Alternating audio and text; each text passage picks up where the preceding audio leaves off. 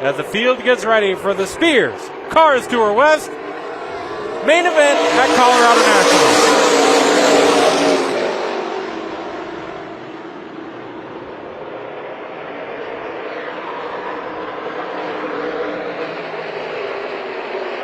Chase Hansen out to the lead. And he'll grab lap number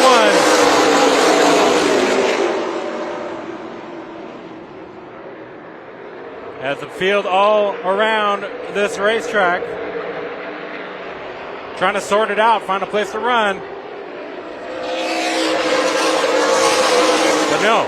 Well, that outside groove's working. Yep. And here comes Scott. You're starting to see that outside groove starting to become, I guess that it would be in lap 10 or so. No, it's already starting early. Lap number 6. Yeah, do you expect Michael Scott to wait to make that move? No. He is the Ridge Rat runner here at Colorado. Trouble for the 11 on the back straightaway. Car off the pace. Undum, yeah, he's off the pace into turn number 3. Everybody's going to have to go low. This could bring out our first caution. I think it's going to. Lap number 10.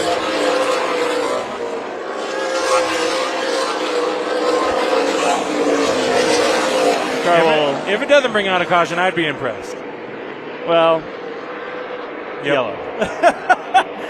I've been impressed before at racetracks, so I'll leave it at that. For the restart.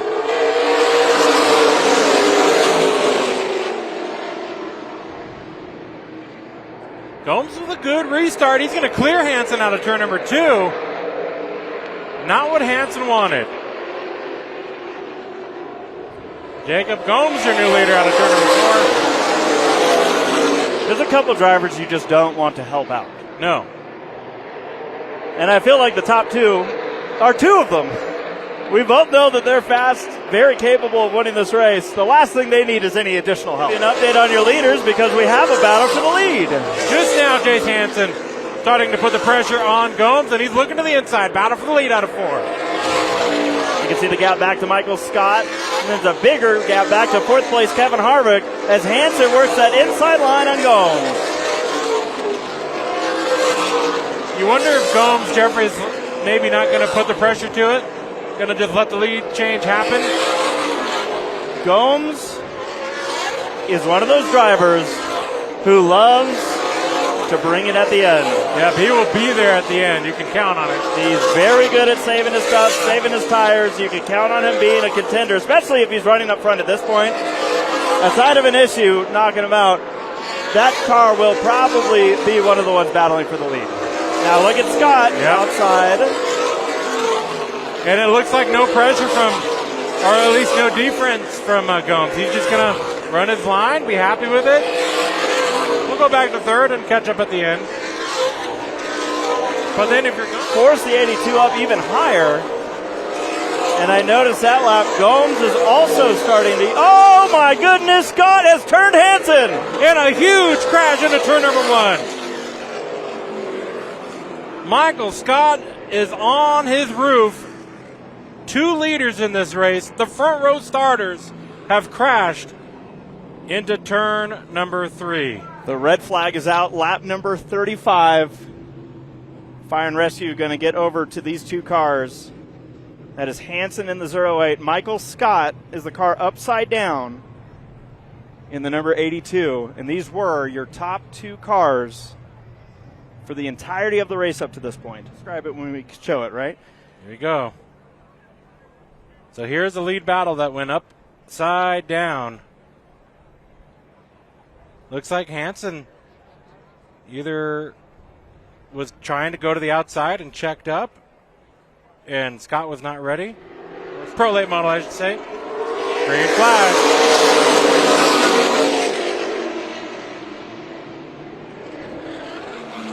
Harvick on the outside. Gomes with the lead out of turn number 2. Now, how much do you think the track conditions change? I think it's cooling down a lot more every minute. It's not projected to go too low into the 70s, but it's still a major difference from the sunlight that these drivers have all been practicing on all weekend. This is their first laps under the lights at Colorado National. All right, you see there to your left, the 26, Dylan Jones, about to re-enter the track. He lost a couple laps. This is doesn't have its multiple players. Yeah, it's working. Side by side for second. Numerous battles throughout the field. You see them coming out of turn number 4. Look at that big stack up.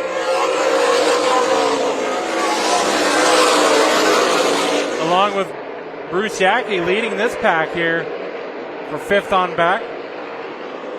6th, I should say. 6th on back right here in this pack. Brian Yackey, Darren Robertson in the 11th. So they're having their own trophy dash in the middle of the field. But Holly Clark, the young lady racer here, right in the mix. Looking for a solid run here tonight. Yeah, her first year in the super late models. Got the race in the ARCA Menard Series West here live on FloRacing. Earlier this year in the end of May, Memorial Day weekend. Unfortunately, that race cutting short. Big weekend for her. Due to, well, we also had, weather that cut it short for everybody. Yep.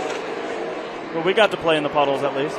Battle brewing for the lead, just a little bit off. Buddy Shepard. Buddy Shepard to the outside, but that Rackley Racing team constantly brings stout race cars every race to the racetrack. Battle for the lead here in turn number 4.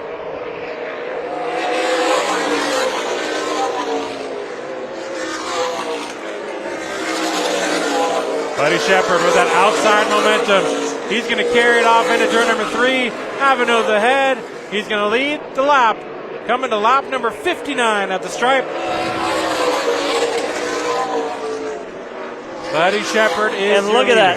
Gomes immediately says, well, let's figure out what's working for that 22 up here. On the inside for the second spot. Now, I want to point out, just ahead of your leader, Buddy Shepard is that number 6. If that 6 loses a lap, and he's going to, that means Hansen just lost an opportunity to get his lap back. Dinez in the 6, going 1 lap down. And that was probably a very key lap back to get back for Hansen. Still a long way to go, Jeffrey. 55, and we can see what happens just 35 laps into this race. Here comes Brett Yackey. The 32. Brett Yackey sponsored by the drive-thru car wash. Got to keep your ride clean when you're in Colorado. It can get rainy and dusty real quickly. I should say breeze through. I said drive through. Breeze through. Battle here is for 3rd. Buddy Shepard out to a 1.5 second lead over this second spot battle. 3-car second spot battle, by the way. So they've lost touch with Buddy Shepard. There's Buddy over to your left. And they're way ahead of 5th place. Which that battle continues on. That's the one with Bruce Yackey. Harvick continuing to work on that outside of, looks like, for the first few times here in this race. He's been testing it. He's got no choice to run it now. He's trying to get by the 16 of Gomes. And that didn't go better. I don't think that one was any better. In fact, that one was downright ugly. Okay. Oh, Martinez on the outside fighting. We stay green, and now it's all bad for Bruce Yackey. And it's going to get worse. I don't know how, but they made it work. Oh. And who's right in the middle of that? Kevin Harvick. Kevin Harvick, who's just trying to get out of the mess. And again, Hansen's just like, yeah, guys, spin someone out.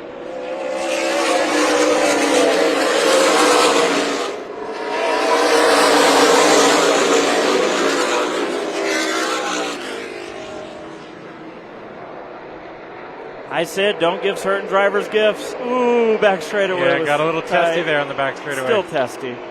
But one of those drivers is Kevin Harvick. Black flag, it looks like. Possibly to the 22 of Brian Yackey. 3 wide for the lead through turn number 2. Gotta wonder what that black flag would be for. Watch it again here. Maybe the 32? 32 looked like. Possibly. That's Brett Yackey. Fourth place runner in this race. Black flag has come out after they've taken the green. It's interesting. But furthermore, this seems to be the most strict part of today's racing because multiple drivers have hit that box. Oh, man. Cars getting into each other back here. Chris Klein's got an issue. What I don't know if that is, in fact, the reason for the black flag. They've ignored it. The 32 has not pulled it in. Now, Tommy, let's talk a little bit about Brett Yackey out here. Is this a car going for the championship? Yes, it is. So, I mean, this is a big deal.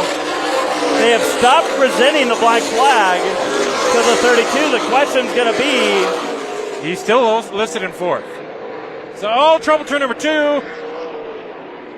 Martinez around, going to do a 360, continue on in the infield, back to green. My speculation on Harvick as he went into the pits, did he change a tire how fast he moved through this field?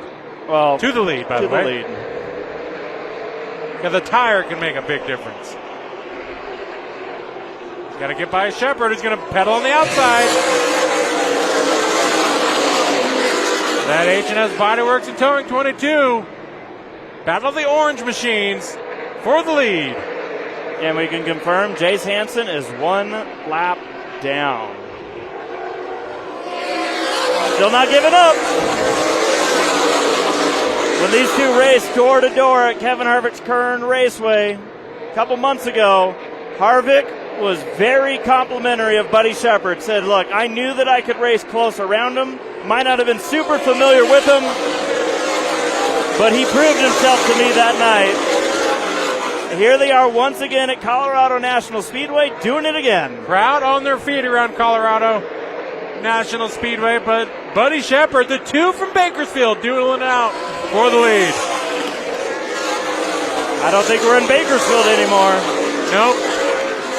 I don't believe so. These two putting on a great show up front. Shepard on the outside. Harvick on the inside. And we mentioned it, there's no guaranteed yellow after this point.